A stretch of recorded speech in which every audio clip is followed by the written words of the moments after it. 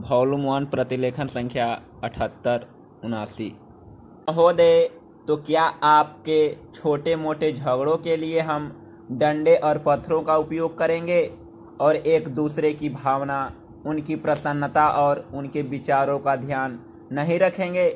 मैं जानती हूँ कि जिस समय इस योजना के विषय में विचार हो रहा था और रुपया पैसों की कमी के कारण कुछ लोगों को इस बात का संदेह था कि इसको किया जाए या नहीं, उस समय राजस्थान और मध्य भारत ने करोड़ों रुपये जमा करके अपना उत्साह प्रदर्शित किया। इससे लोगों में केवल उत्साह को ही प्रोत्साहन प्राप्त नहीं हुआ, बल्कि उनमें सहयोग की भावना का भी विकास हुआ, क्योंकि इतना बड़ा काम यदि ऐसी भावना पर नहीं हो तो और किस भरोसे पर हाथ में लिया जा सकता था। मैं चाहता हूँ कि आप में से प्रत्येक इस काम को अपना काम समझे और इसमें यथाशक्ति सहायता करे और इसको पूरा करा दे। कल मैंने सुना और मुझे यह देखकर प्रसन्नता भी हुई कि आप लोगों ने यहाँ पर किसी एक ही स्थान से नहीं बल्कि सारे भारतवर्ष से आदमियों को बुलाया है और वे आकर काम कर रहे हैं। बहुधा ऐसा होता है कि ऊंचे ऊंचे पदों पर बड़े बड़े अधिकारी दूर दूर से आते हैं, पर जो काम कठिन समझा जाता है उसको स्थानीय लोगों ही करते हैं।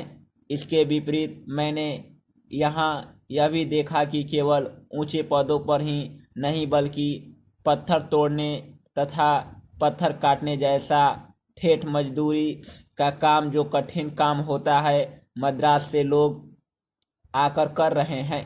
यह हर्ष की बात है। वे तो मजदूरी के लिए ही आए हैं, परंतु इतनी दूर से आने जाने में उनको सारा देश का ज्ञान हो जाएगा और जितने दिन वे यहाँ रहेंगे उनका यहाँ के लोगों से प्रेम और संपर्क पैदा हो जाएगा, जो सारे देश के लिए अत्यंत आवश्यक है।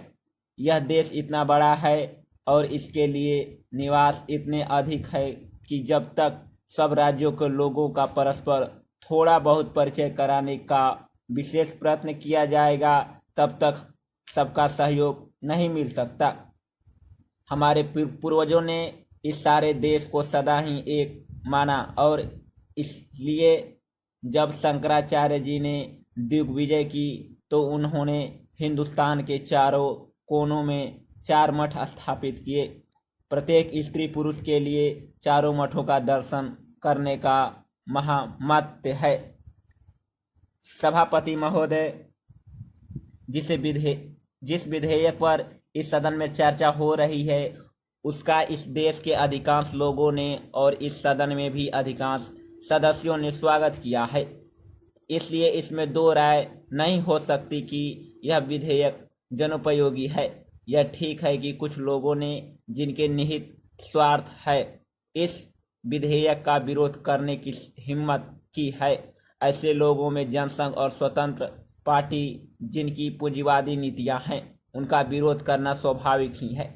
मैं आपके माध्यम से मंत्री महोदय से कह रहा था कि जहां तक विधेयक का स्वागत करने का प्रश्न है, यह जनोपयोगी है।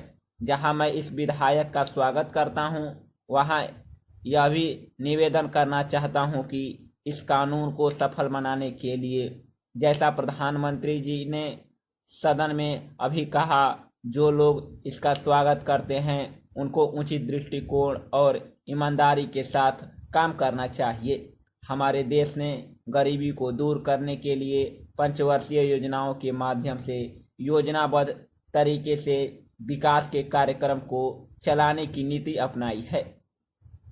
विधेयक के सिलसिले में जहां यह विरोध किया जाता है कि इस विधेयक से एक तानाशाही पैदा होगी, अधिनायकवाद होगा, वहां मैं यह निवेदन करना चाहता हूं कि यह विधेयक उन लोगों पर जो पूंजीवाद के जरिए से, एकाधिकता के जरिए से हम पर नियंत्रण रखना चाहते थे और जिनकी पूंजी इस विधेयक के अभाव में बैंकों के माध्यम से बराबर बढ़ती जा रही थी, रोक लगाता है।